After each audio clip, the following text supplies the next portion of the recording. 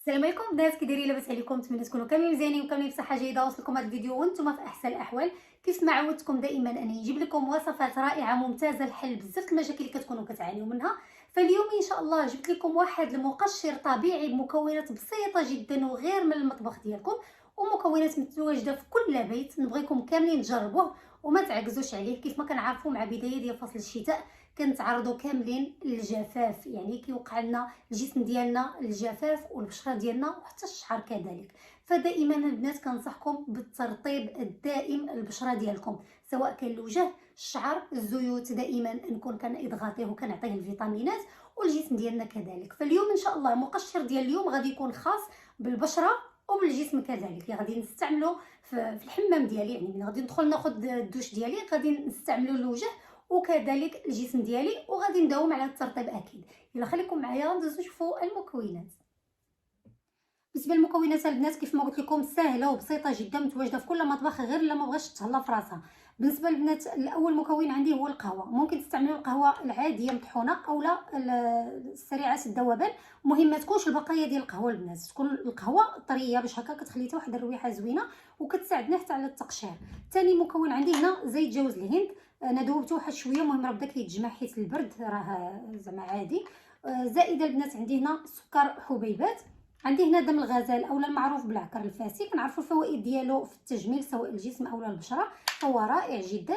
زائد هنا جل دو دوش اولا الجل الخاص ديال الاستحمام. اللي كتستعملوه اي جل عندكم ديال الاستحمام ممكن انكم تستعملوه في هذه الوصفه. يلا خليكم معايا ندوزو نجمعوا المكونات. بالنسبه للمكونات البنات حيت غادي نستعملها للجسم وحتى البشره ديالي، فاكيد غادي نستعمل ملعقه كبيره، قياس ديال ملعقه كبيره من كل مكون بحال هكا. ملعقه كبيره ديال سكر حبيبات، معلقه كبيره ديال القهوه.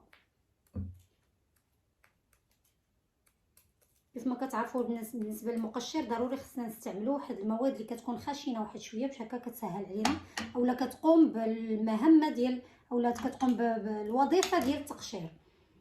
صافي غادي نستعمل هنا واحد ملعقه صغيره ديال زيت جوز الهند بحال هكا. دغيا كتنشف البنات حيت انا راه ديجا ذوبتها، ولكن دغيا كتبدا تجمع على حساب الجو. دابا غادي ندير غير شي شويه ديال العكر الفاسي، غير نقيطها البنات حيت كيطلق اللون بزاف. حنا كنعرفوا الفوائد ديالو البنات في الجسم ديالنا، فهو رائع جدا. غادي ندير غير هكا فقط حبيبات بسيطه صافي. ودابا غادي نزيد الجل دو دوش ديالي باش هكا نحصل على واحد الكثافه جميله باش هكا نضغطي البشره ديالي اولا نقشر البشره ديالي عفوا بحال هكا كيف ما كتشوفوا.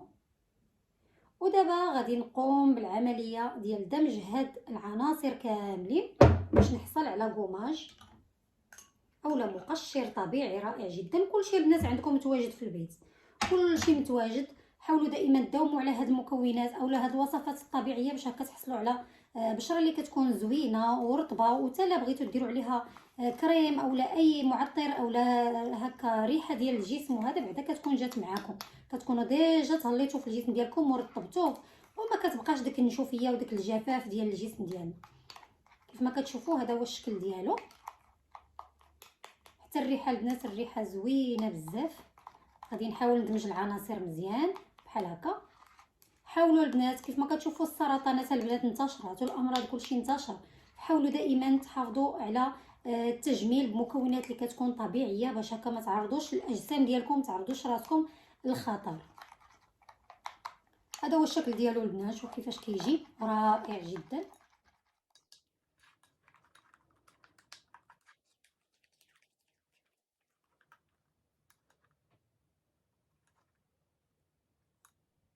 وصافي البنات كان هذا هو الشكل النهائي ديال المقشر والمرطب ديالنا في نفس الوقت. كيف ما كنقول لكم المكونات دائما كتكون مكونات بسيطه ولكن الفوائد ديالها كتكون كبيره بزاف والنتائج ديالها كتكون رائعه جدا.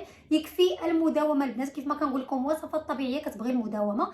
بالنسبه لهنا البنات انا استعملت زيت جوز الهند حيت هو اللي كيعطينا الترطيب العميق بالنسبه للبشره الا كانت متضرره بزاف وناشفه بزاف. يفضل انكم تستعملوا زيت جوز الهند، ومن بعد ممكن تستعملوا اي زيت مرطب تجميلي خاص بالبشره سواء كان زيت ارغان ولا زيت اللوز، ممكن انكم تستعملوا في هذه الوصفه ماشي مشكل. بالنسبه لهاد الوصفه فهي رائعه جميله بزاف البشره ديالنا، غادي تعطينا كيف ما قلت لكم واحد النضاره زوينه، واحد الترطيب رائع جدا. الطريقه هي انك غادي تدخلي الحمام ديالك تغسليه بشكل عادي دائما من تكوني خارجه، غادي تستعمليه وغادي تقومي بالعمليه ديال التقشير بشكل طبيعي جدا. غادي تقومي واحد العمليات هكا دائريه على البشره ديالك وحتى على الجسم ديالك، واحد المده ديال 10 دقائق حتى ربع ساعه، وغادي تغسليه بشكل عادي. بالنسبه للاخوات اللي كيمشيو للحمام غادي ديريه في واحد القريعه وتسدي عليه وديه معاك للحمام. هاد الوصفه رائعه جدا ممتازه البنات، غادي تعطيكم واحد النضاره واحد الترطيب رائع جدا للبشره ديالكم. كيف ما كتشوفوا انه ما جاش حرش، جا رطب شي شويه باش هكا ما نقومش بالجرح ديال الجلد ديالي. كنحاول دائما نزيل او نحيد هذيك الجلد اللي كيكون ميت ولا البشره الطبقه الفوقانيه اللي كنبغي نقشرها صافي، ومن بعد غادي تشوفوا واحد اللوين غادي يعطيكم البشره ديالكم غادي يكون رائع. ودائما حاولوا تداوموا على الترطيب دائما كل ليله باش هكا تعالجوا هذا المشكل هذا. وصافي البنات، الا عجبكم هذا النوع ديال الفيديوهات هذا يكفي انكم تخليوا لي تعليق اسفل الفيديو، وانا غادي نكون دائما راه الاشاره ملتقانا غادي يتجدد فيديو جاي ان شاء الله مع وصفه جديده وهانتم معايا.